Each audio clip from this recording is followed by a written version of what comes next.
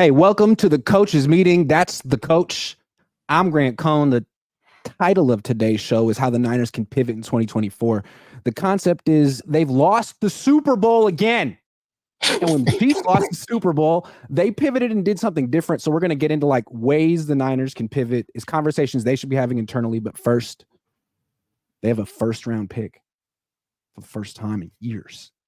And I like talking about first round picks because it's hard pretending that you know about the second and third round picks, but it's easy to pretend that you know about the first round pick. So here I am waltzing in late February with the take on the draft.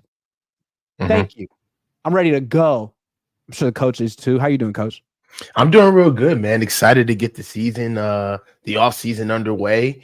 We're starting to get things that are contextualizing the offseason more as far as what's going on with our DC hire. Are we reloading or are we regrouping? I think there's a stark difference between the two. And I think, we're reading the tea leaves to bear that out. Okay.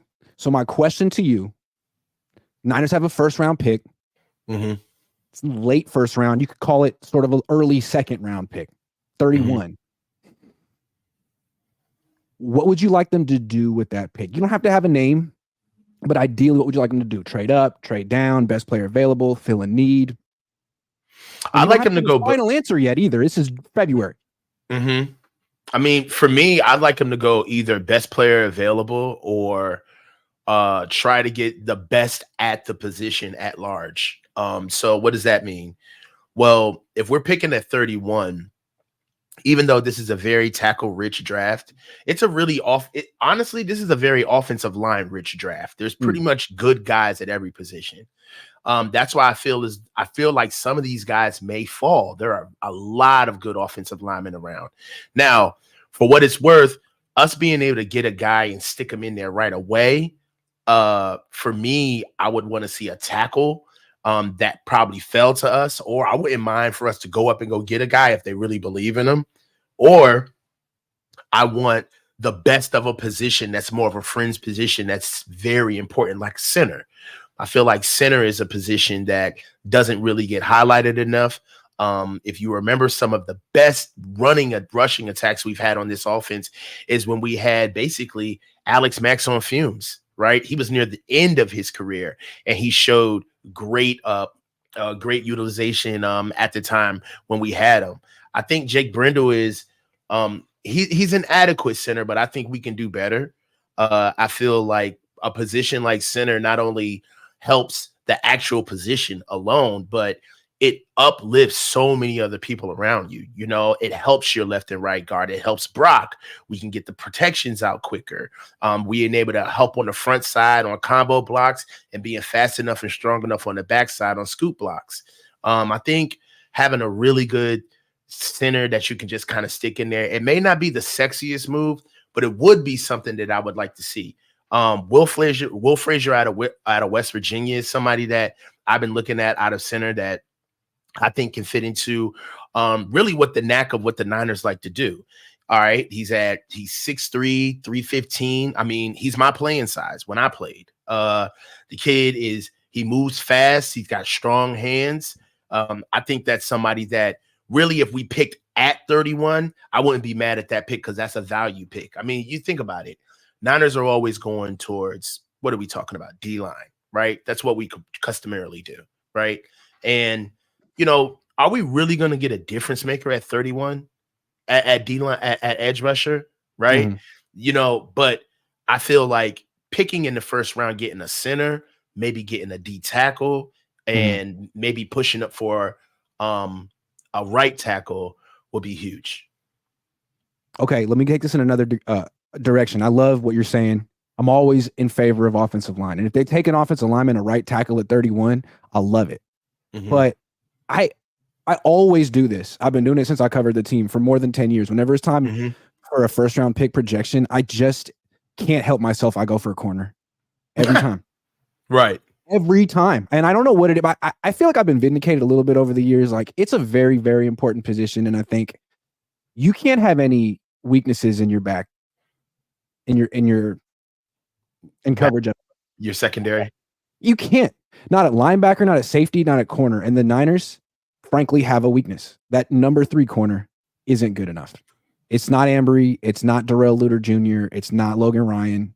They could get a guy in the end of round 1 who could be that corner. And there's a guy I'm looking at right now, Cooper DeJean from Iowa. He's also a punt returner, which makes him interesting to me. He's not just a corner, but he's a corner who could be the punt returner as well. And I think the Niners need another one of those. It'd be nice if they had someone who could do something more than make a fair catch or blow it in the Super Bowl. Sorry. Now, this is somebody that you have the Niners picking up early in the first round. Yeah, I think he'd be available right around at 31. Cooper DeJean, D-E. Oh, I see. Look at you, Grant, with the white corner. Okay, Cooper. I mean, Jason Sehorn 2.0. Look, I know. Look at him out here. Cooper out here. And he's a punt returner. Be still my heart. Where did this guy come from? I'd like to think that if I played football, I would have been Cooper DeJean, but I didn't. Dude. Because I weigh 165 pounds. He's got size. I mean, that 4.5 is something that it could be that could be worked on, but hey, he gets the white tax. You're at corner. You get like 2/10. Hey, 4.5 is not bad. He gets the 2/10 bump just because I ran a 4.5 he's a white when I was guy 18. at corner, and you know what? Hell yeah. You deserve the love, my man. Ain't a lot of Indians dying on that hill. Myself. Yeah, I mean, I like his strengths. Elite athletic skills. He made the Bruce Friedman's freak list at number 14. He wrote the former high school. He wrote the former high school quarterback. Wow, he's a former high school quarterback. There you go. Lettered 3 times in basketball, track, and baseball each. Oh, that's me. The Iowa State long jump title with 23 and 7.5. He just did all the sports. He's a sportsman. He's a good athlete. 100 meters, 11.6 in the 100.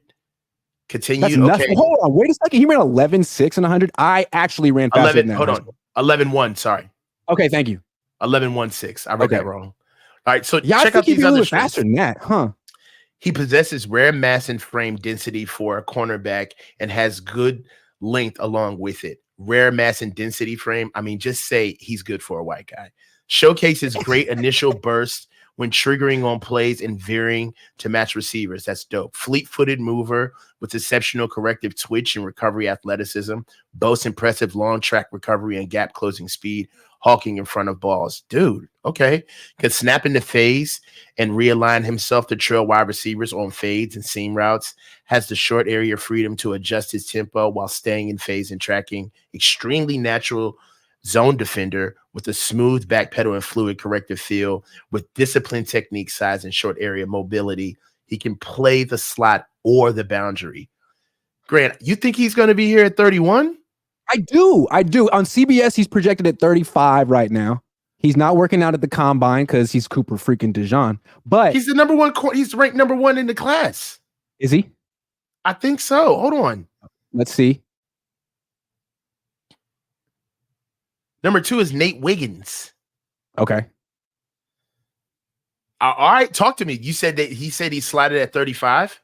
That's what they have him on CBS, but I mean, these things, it's early in the process, and they haven't. Right, these guys slide all over the place. You're right. Yeah, but if he's there, that's an option. I think. I know they want to get the D end to bookend Bosa, but I feel like it's so much easier to find that player. You can get D ends all over the place. It's so hard to find a good corner in the draft who can also be a returner. I don't know. That's very true. It's so hard to find that. It's also super hard to find a good right tackle at 31 as well. So if you can get either one, it's rare. Don't pass it up because you need a D end. You can get a D end. You can sign Jadeveon Clowney. You can sign. I'm not gonna say Chase Young. Sorry. No, we're not signing Chase Young. We're not signing Chase Young. We're not signing that guy. I mean, I don't know. If for the they right could go number, linebacker too. Like if they took a linebacker, I wouldn't be mad because I don't know. Well, I have a sneaky good linebacker that I've been seeing in the draft. I just don't know where he's going to get slotted, but I know you've heard of this guy. His name's been buzzing around. Cedric Gray out of UNC. Yeah. Dude, rangy, has a motor, very strong hands. He can rush the passer and he plays good in pass coverage. Heady, hard hitter, defender. When you look at his body, it's not necessarily like a plus body. Like, when you look at him, you're like, Jesus Christ, he's a predator. But he's all over the field. And his ball, he has so much instinct around the ball. I mean, Cedric Gray is somebody who I would really start looking into, because right now I feel like that's kind of like the lone position that's getting ignored right now. The fact that we don't have Trey. Remember that the Niners traded up into round 1 for Reuben Mhm. Foster once upon a Mhm. time. They Yeah. value this position they spent a lot of money on Quan Alexander to play this position. Mhm. They drafted Dre Greenlaw to be the strong side linebacker. He exceeded Mhm. expectations. They take this position extremely seriously. And when he went down the Super Bowl, their defense was compromised. But it was all Steve Wilkes' fault, as we understand. It was all he should have done better, of course. Oh, 100%. How dare he? But no, losing Dre Greenlaw was actually a freaking huge problem. It was a really big deal. I mean, the fact that they lost him so early and still churned out the game that they did when with with Owen Burks, basically he was a sieve out there. Like everything was getting caught on him, and the fact that they put out that performance, I mean, it just goes under. Well, think schematically. Like the Niners want to play a lot of quarters coverage, 4 deep, 3 underneath. Palms. Okay, Yep. those 3 underneath defenders in zone have a whole lot of area to cover.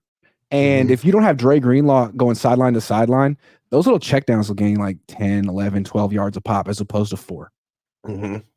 Well, that's the thing. Like, when you start out in offense, offensively, just speaking from Kyle's perspective, there's a couple of initiatives that you can pick how you want to start a game, right? You can try to get your quarterback.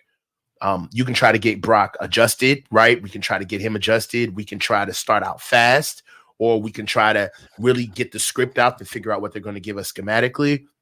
But one thing about offenses that always have the tip on the defense is that the defense doesn't get 3 downs to try again. They have to get you off the field. And a lot of times, check downs is just showing the defense that I understand you're taking away our best stuff, but we still have an answer.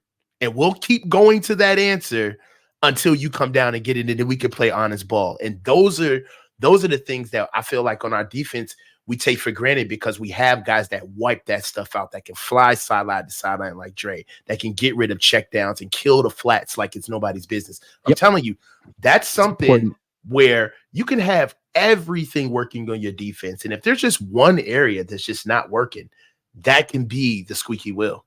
Do you remember 2017? They still had Bowman for a few weeks on that team. Yep. He was so bad in this scheme because, again, he couldn't cover enough ground in the zones. And they got him out of there. He went to the Raiders and had a better season in a different scheme. If you can't cover a ton of ground, that's why they have these smaller linebackers here. It's all about that. Otherwise, you'll just get killed by checkdowns. If you remember, they played the Rams, I want to say, in 2017, give up a ton of points. And it was just Goff checking down to Gurley, 12 yards, 13 yards. Yeah, 100%. Yeah. Like, and that's a lot of times, like, that's when you have a balanced team where you're going to force teams to get into that type of stuff where it's like, man, we're just going to take what you give us. But once they find out that you can't handle like the small stuff, why are we even trying to progress to the other stuff? I mean, that's something that I wish our offense would do.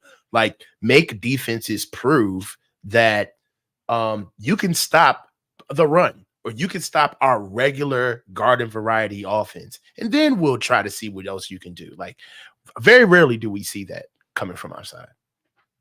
Sure. Let's take some super chats. Terry Duran, new member. Thank you, Terry. Corey Soto, Wild, our entire secondary will be free agents next season.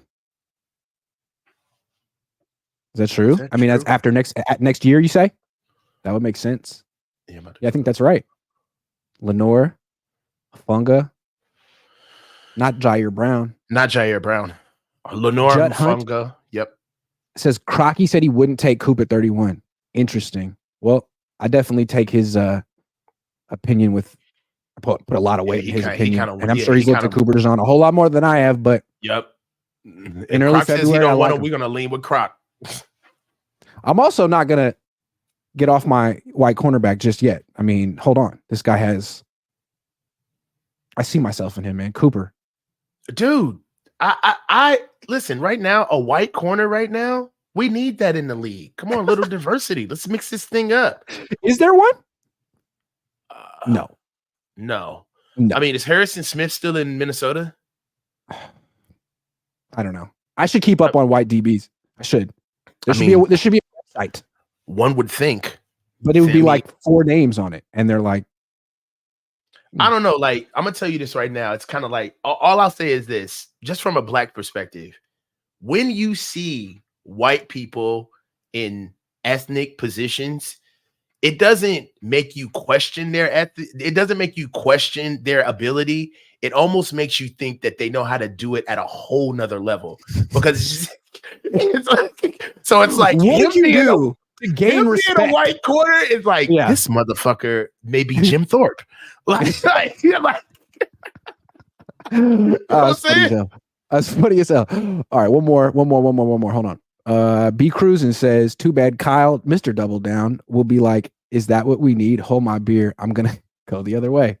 Yeah, he's gonna get I don't even know, man. Whatever he takes in round 1, I'm gonna be mad at it. Let's look at BetUS's odds for free agency and see where they think the Niners are gonna come down. So Mike Evans, they think the Niners have plus 3,000 odds to get Mike Evans. I don't see it. But the Chiefs are the odds-on favorite. That's scary. So I just want to throw that out there. The odds-on favorite to win it again this year? No, to get Mike Evans. We're going through free agents. So here we got. I mean, what they have the thing that's scary about the Chiefs is they actually have the money. So that's if they get Mike Evans, oh my God. Do you know how many bad offenses he's been with? He only got Tom Brady for 1 year, bro. Like, Mike Evans with Patrick Mahomes is not fair. That would almost be like Randy going to New England from Oakland. It has that type of feel. They should do it. He'd be a whole lot better. I mean, they got to get someone to replace Marquez Valdez-Scantling. Could be Mike Evans. Brian Burns' next team, Niners plus 800. That's interesting. So it's Ravens, Jags, Rams, Lions, Eagles. And whenever the Rams are in on a player, the Niners get interested as well. Yeah, to play Brian Burns. Blocker. But Brian Burns. How could they possibly afford another DN like that? You took the words directly out of my mouth. There's no way, Grant. There's no way that they could. There's no way that. No, there's no way, bro. There's absolutely no way that they could. I wouldn't bet on that, but I don't know. Chase Young, next team, if not the Niners. Bears minus 125. Not sure what we're not understanding here, but Chicago, good luck. Take them. The Patriots after that. Why would the Patriots want him? Send him to the Eagles. Yeah, the Eagles. You try. The Eagles. You try. I don't understand. So he can muck it up in his old conference and everybody. I love how people keep saying he needs to go to a different culture. Like, nah, I mean, he was just in one of the best locker rooms in the league, and he couldn't get his RPMs going. I don't understand. Chase That's Young. like somebody coming to death row and saying, like, he just needed a change of scenery. It's just like, no, this is it. Chris Jones' next team, if not the Chiefs, Niners plus 1,600. No, that's not going to happen. No, there's no way. It's not going to happen. Raiders plus 400. Lions plus 500. Okay. See, the Lions are going to make a big move this offseason, aren't they? They need to. And what they need to do is they need to get another D line. They got to do something on their defense. That's true. That's it. They got to do something on their defense. My goodness, man. The Niners better be careful. I mean, the Lions are right there. Yeah. They're right there. So what are the Niners going to do? So far, maybe Chris Jones, although I doubt it. After him, Danielle Hunter plus 4,000. Teams aren't thinking that's going to happen. Jesse loves Danielle Hunter. Where are we at on the Danielle Hunter next team? Where are we? Thank you. Exactly plus where we need to be. I hope you're watching, Jesse. Happen. It's not happening. Why are the Niners more likely to get Brian Burns, who's more expensive? Riddle me that. I don't know, because it's a shiny acquisition. There's no reason why we would need him. Ooh. Where are we at? Plus 25? Plus 2,500. You know who's number one? The Lions. That's crazy. They're going to buy a D-line.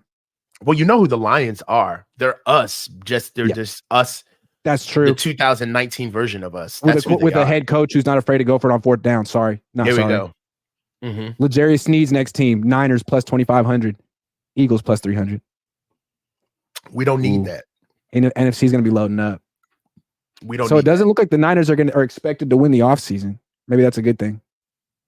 Yeah, I mean, well, we don't have to win the offseason anymore because we have a team. I feel there's two sides of the offseason that I don't want like us as fans to get like gaslit into. And that is one, the side of fixing vulnerabilities on the team that actually that we see that need to get better, right? Like we need a pass rusher.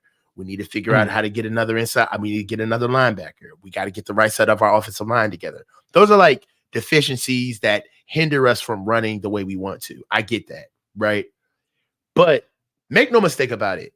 We're not like adding players to win a Super Bowl. We have a Super Bowl winning team. Like the team that we played with this past February was a Super Bowl winning team. The team that we played them, the team that we had in 2019 was enough to win a Super Bowl. So there's just two sides of it where I understand that we need to get better, but I feel like our biggest task is trying to figure out how to pivot, how to do something different with what we already have.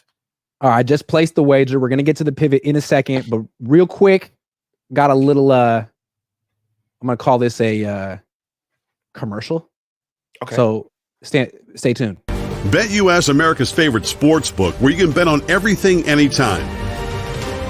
Sportsbook, casino, horse racing, live betting, and more. We have the best bonuses in the industry. That's right, get a 125% sign-up bonus. And to celebrate our 30-year anniversary, we are giving up to 30 risk-free bets, a truck, Super Bowl tickets, and more. Don't miss out. Play smart. Join now. BetUS, where the game begins. Okay, my takeaway from that commercial, 30-year anniversary, 1994. I didn't even know the internet existed back then, so congratulations and happy birthday, BetUS. Let's move on. The pivot.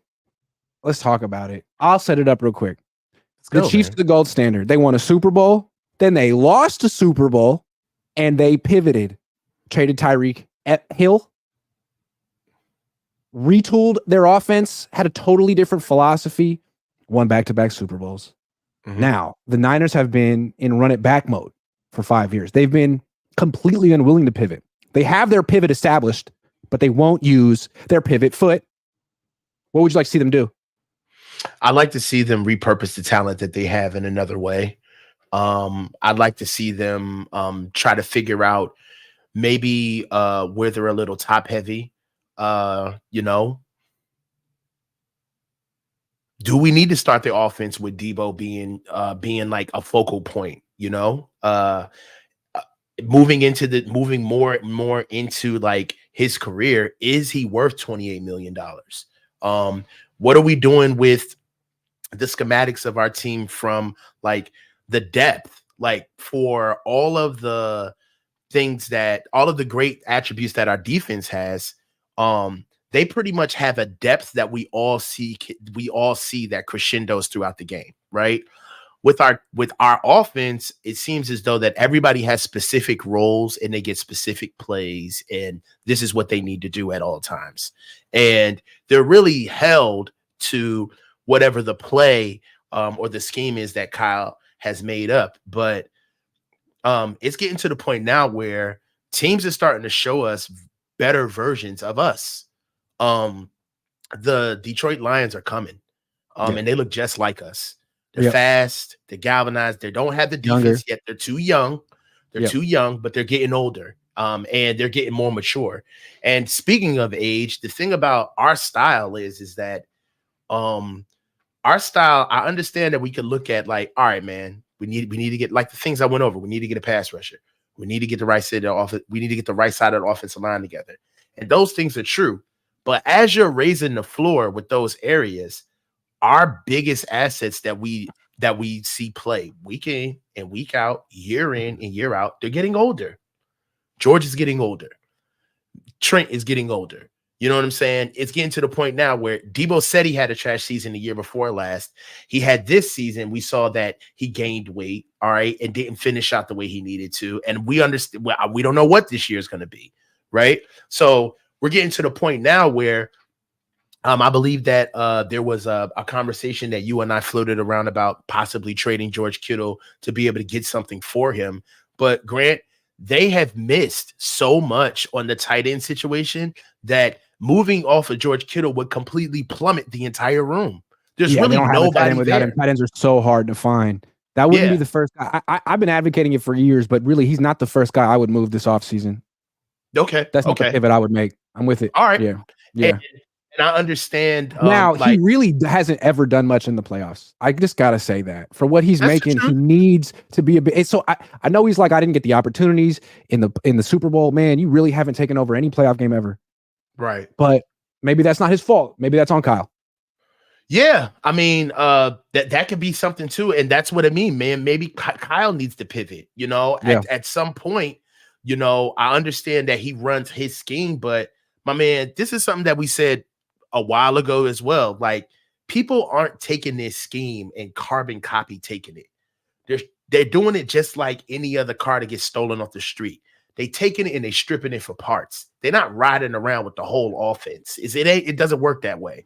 I know exactly how I would pivot the offense. I'm not trying to cut you off. I'm just letting people know. I know how I would do it, but you can keep going. No, because I want to know how you would do it. There's two guys right now, one more than another. Number one, Debo. He's got to go. I don't care what the dead cap is. I think he's got to go. Dead cat be damned. You don't care? I don't. I think his value is going to plummet after this year, and I think I'll take whatever I can get for him. Maybe get a second round pick. I don't think he's good. I think it'd be addition by subtraction, man. He takes up too many touches. You can first of all, too. He doesn't do anything when he doesn't have the ball. That's established. He doesn't block. He doesn't run his routes hard. He's not really affecting the game unless he has the ball. Okay. How do you get him the ball? Used to be all these different ways, but it's less and less and less. The run, I mean, you don't hand him off the ball anymore. That's a thing of the past. The end arounds aren't really fooling anyone anymore. Neither the jet sweeps, and he can't beat coverage. So yeah, you throw him 3-4 screens a game, he might take one of them to the house. But essentially, I think you could do so much better. You could trade him and draft a tight end. You could put that money, those resources, into another position to make the offense better. You don't need this gadget player anymore. What you need is a tight end, an offensive lineman, one of those two. Okay, well, I see that. There was a question asked to me. As a matter of fact, I think it was Ryan who asked me, like, would I trade Deebo Samuel for like a starting caliber like offensive lineman? And I said no. And the reason why I wouldn't trade him for a deal like that is because we already made it to the Super Bowl with Deebo and an average offensive lineman. You know what I'm saying? So there's no reason of like letting Deebo go just to go get slightly better in a different area. And also, that could come back and bite you as well too. The pick, that pick's got to count if you're going to move him. You know what I'm saying? And you may want a little bit more compensation than just for the pick, or the pick may be just what you get because they're kind of taking a bath with the salary anyway. So I don't know, man. At some point, they can't all stay. And if you are going to be a shrewd organization, you got to move them before it's time. Yeah. So, there are a couple of guys. Like, I would be, you know what? There is one player that's going to let me know how the Niners feel about this season. It's Kyle Juszczyk. If Kyle doesn't get let go, then that'll let me know that it's business as usual. You know what I'm saying? Because that's like the most egregious contract, in my opinion, on the team right now. Like $7.5 million. Which one? Kyle Juszczyk. Yeah. Yeah, he's making $7.5 million next year. It's like it's such an expensive backfield. And to me, I sort of consider Debo as an extension in the backfield. Yeah. He's like those are your two running backs, and he's your extended handoff guy. Mm-hmm. That's so much money. So much money on running the ball when you finally have a quarterback who's upper echelon. That's what you think. That's what he's proven. So why are you leaning so hard on this running game? Why are you pouring so much money into working around your quarterback? That's what you do when you have a mid quarterback. Mm-hmm. And go ahead. That's another pivot. Like, why is this team so 32nd in passing attempts with this offense? That's because of your offensive line, not because of your quarterback. Yeah, I mean, they can't. It's not safe to viably have a traditional a traditional passing game. You can't with this offensive line, and that's a problem. That's a problem. Yeah, like you're holding Brock back. Definitely. And like we said when we spoke about tight ends, like they need another tight end. They need a second tight end, and not like a backup tight end, but they need another tight end that is requisite talent of George Kittle. Because for a while it's been swing and a miss of them trying to find another tight end. If you remember, I want to say, what was that? The 2021 year or the 2020 year? The Jordan Reed year. What year was that? 2020? Yeah. He came. Yeah. Jordan Reed. Hey, dude, when Jordan Reed was healthy for like 30 seconds, they looked good. You know what I'm saying? Like, I understood that they utilized the middle of the field. They got to the hashes quickly. There were a lot of times where we started isolating safeties and linebackers, and we never quite got back to that, right? Ross Dwelly, your man, is, he doesn't show that much consistency. And, Charlie Warner is a glorified lineman. He doesn't get any type of route tree. So right now, they don't have anybody else to really even leverage George off the field, right? Like, when he went down in the Super Bowl for those plays, it was noticeable. Like, he was gone and they needed him back right away because there was nobody else that was going to be able to operate in his stead while he was gone. So right now, I feel like that is kind of like a pivot. They need to get tight ends. They need to move. Wouldn't the second tight end help offense so much more than a gadget guy at this point? So much more. Oh, hell a second tight end. Yeah. Like, I'm sorry. Like, I think he's so much help. And another thing, and this is going to get controversial, but do you need to have the highest paid running back in the league? Let's talk about McCaffrey for a second. He was on a brilliant run with the 49ers. Okay. What happened in the Super Bowl with Christian? He got phased out. He got phased out of the backfield. He didn't play well in the Super Bowl. Christian McCaffrey, here are his numbers. He ran the ball 22 times. And you can say he needed more, but he only averaged 3.6 yards per carry. His longest run was 11 yards, and he fumbled. And you could argue he was running so freaking hard on that first drive, then he fumbled. You could argue that he really didn't break a tackle the rest of the game and was playing kind of safety first and wasn't looking like, the offensive player of the year out there. Grant, that's cap. You sure? Yeah, that's cap. I don't agree with that. He played a hard game. He wasn't playing safe. He was playing as hard as he could in that game. Also, with with him in the passing game, he can't help. My biggest issue with Christian is that it's like, my man, if you're gonna tell your brothers, stay off the field, I want all the reps. Like, that's a personal thing for you to tell your backup in your room, like, I want all the reps. If you do that, then that means that you also have to take on the responsibility of understanding understanding like the flow of the game. I don't ever see when like Christian like demands the ball, where he's saying like, hey, here go our best 5 run plays. I want one of these. Put it in now, right? Go ahead. Let me say what because you just shut me down. So let me try one more time to say what I was trying to assert. He broke 2 tackles in the game. I think they were both on the first drive. He was fighting for extra yards and fumbled. And I feel like he didn't do that as much after and didn't break tackles, which is fine. You don't want to fumble again.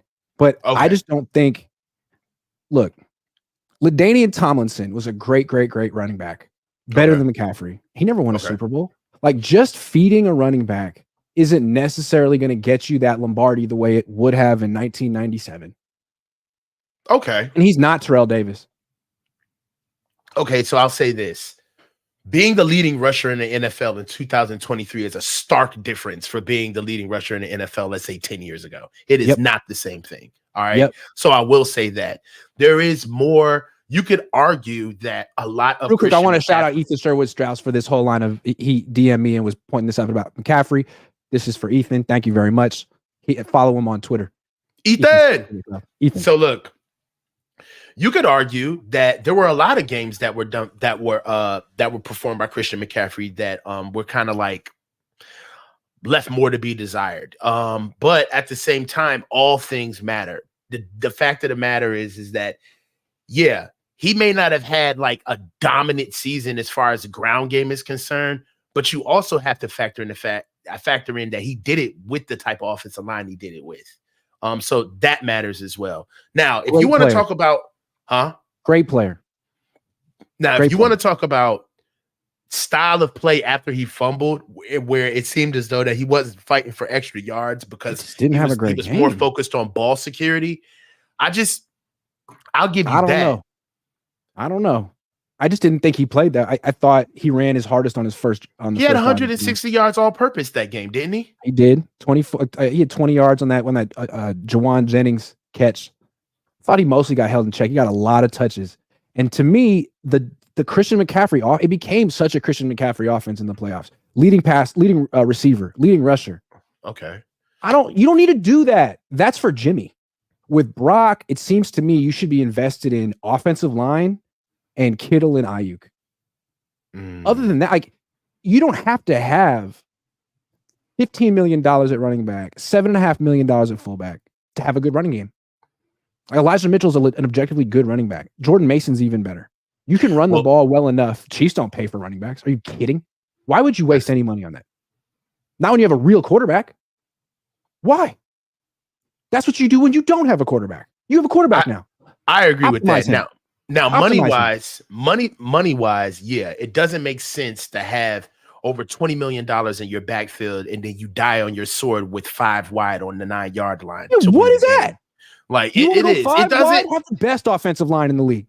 You know what? Screw you, Grant. Like, I was going to tell myself I was not going to get riled up, but it's the truth. You just traded Christian McCaffrey. He's off the team. He's gone. It is the truth, man. It is the truth when you're talking about if we're going to have the leading rusher in the NFL and we're going to have that much money put into our backfield, why is Kyle not leaning on the biggest asset that we have in the moment to win the games? It's like that, like the 3rd and 4 to end the regulation. Yeah. That 3rd and 4, that's 2 downs. That's not a time. And remember, on the first 3rd and 4, Kyle was like, "Throw to McCaffrey." He said he wasn't open. Yeah, and he was not open. Yeah, I will. All right, look, you did. All right, how you laid it out initially? This is what I do. How you laid it out initially? It was cap. It was cap. It was like you were really trying to. Like, I started off with low expectations, and then I surprise you with good arguments, and you're like, "Wow, I didn't expect it." Okay, but what I will say is, with new information, I am subject to change my opinion. And the new information is that, yeah, if you want to go with narrative, that's where everybody can kill you, because the fact of the matter is that that's a moving goalpost. We don't know exactly what Kyle was thinking or what his intentions were at that moment. So anybody can say that. But you can't get around money. Nope. You know what I'm saying? Nope. And if you look at the money, for what it's worth, the most expensive part of our offense was left dying on the vine, going 5 wide in the most important parts of the game. And that's really, what you want to be on offense? Great.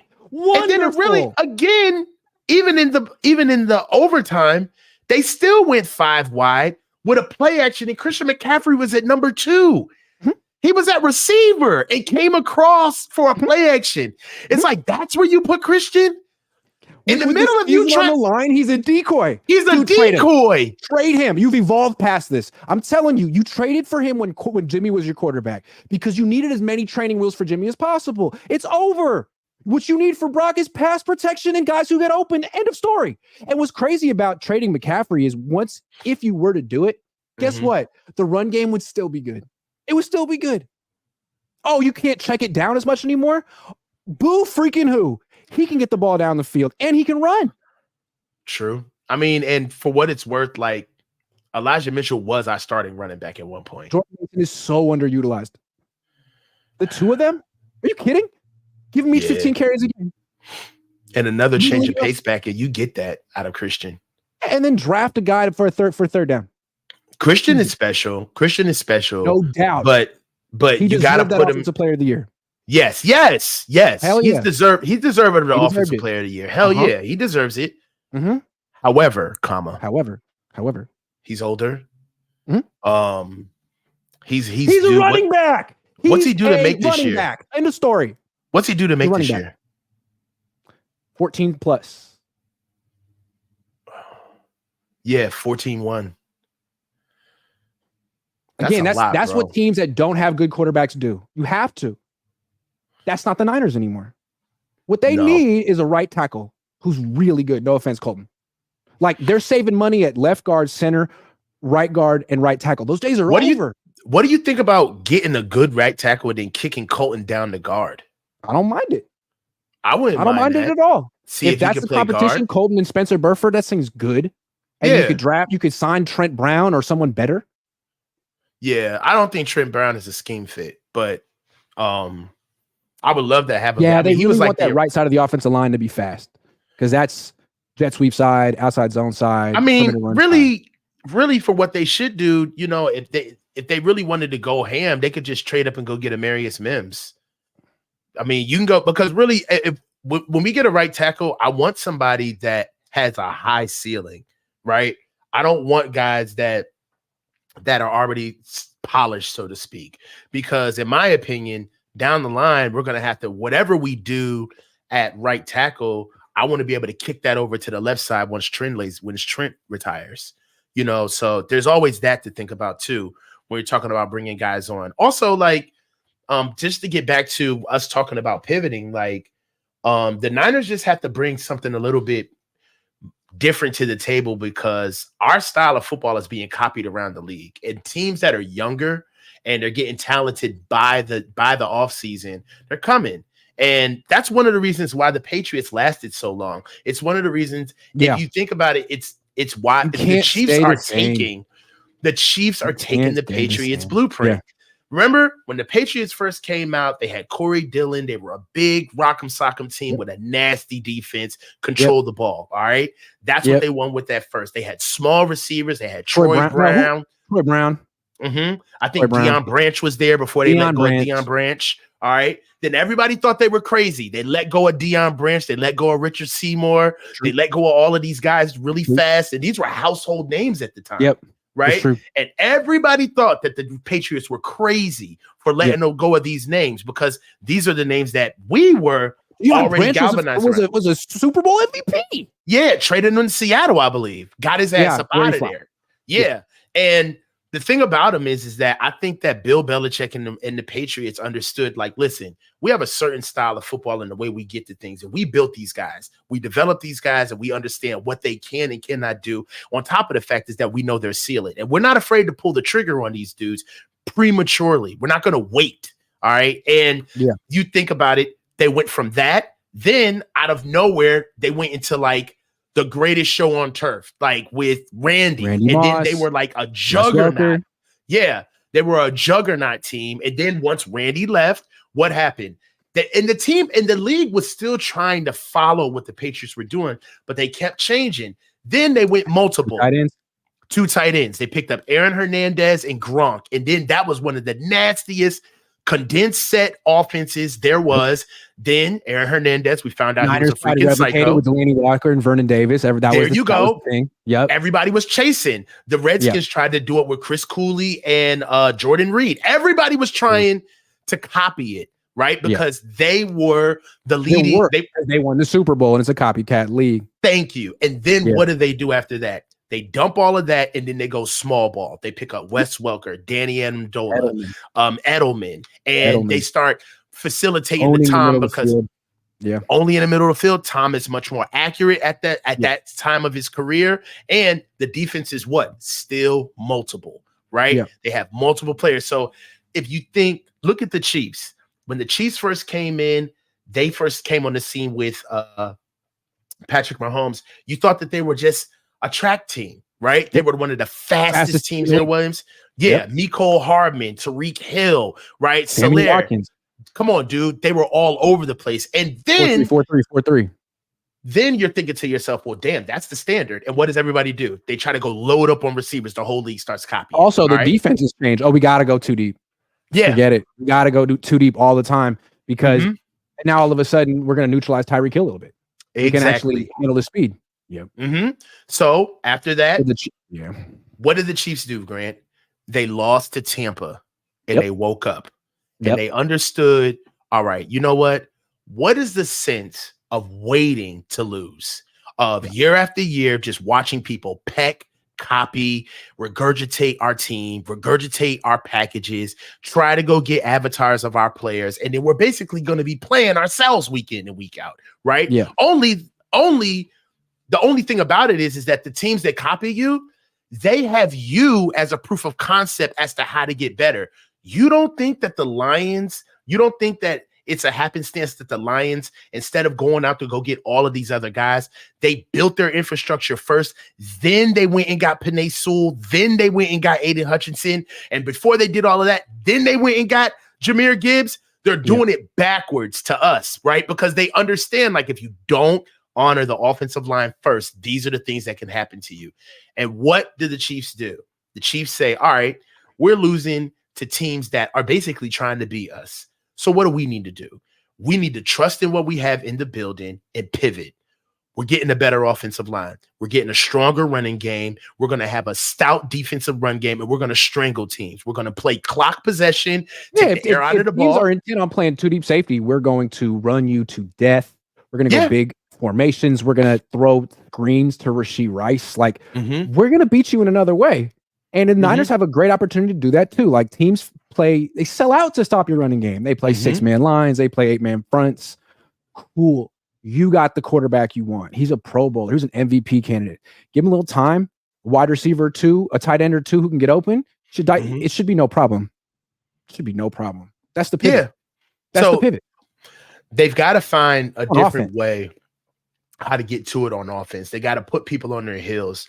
I'm getting to the point now where people kind of see us coming week in and week out. They're not really shocked or surprised at what we're going to do on a decent basis. And then another thing that I kind of just feel is a little embarrassing, but the word is, like, I got a friend who's a big time Ravens fan.